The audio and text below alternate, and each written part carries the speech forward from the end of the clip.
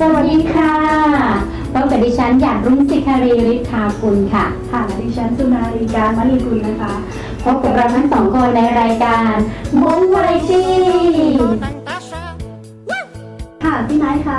วันนี้พี่ไนท์มีสาระดีๆอะไรมาฝากกับท่านผู้ชมทางบ้านบ้างคะ ค่ะน้องนาวันนี้ช่วงวัฒนธรรมประเพณีนะพี่ไนท์จะพาน้องนาและคุณผู้ชมทางบ้านนะคะไปชมการรำดาบของคนม้งค่ะซึ่งปัจจุบันนะคะชมได้ยากมากๆเลยนะคะแต่ว่าจะยากแค่ไหนค่ะวันนี้เราก็จะพาคุณผู้ชมไปดูให้ได้เลยนะคะส่วนในช่วง Talk of the Monk นะคะวันนี้เราจะพาคุณผู้ชมทางบ้านค่ะไปชมแพทย์แผนไทยนะซึ่งประยุกต์สมุนไพร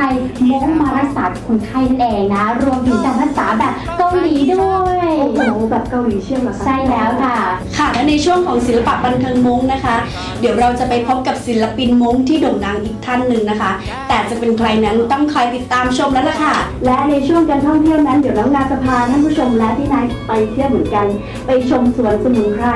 ม้งของหมอค่ะ เราไปดูกันว่าหมอนั้นปลูกสมุนไพรม้งอะไรกันบ้างนะคะ นั่นน่ะสิค่ะน้องนาพี่นายก็อยากรู้เหมือนกันค่ะฉะนั้นเราไปดูพร้อมกับคุณผู้ชมทางบ้านเลยดีกว่าค่ะ ในรายการมงวาไรตี้ของเราค่ะ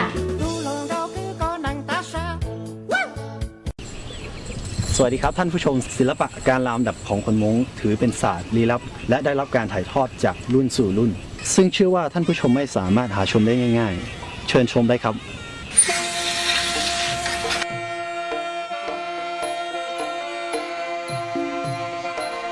ท่านผู้ชมคะ ในอดีต คนม้งเป็นชนเผ่าที่อพยพรอนแรมตามป่าตามเขามาโดยตลอด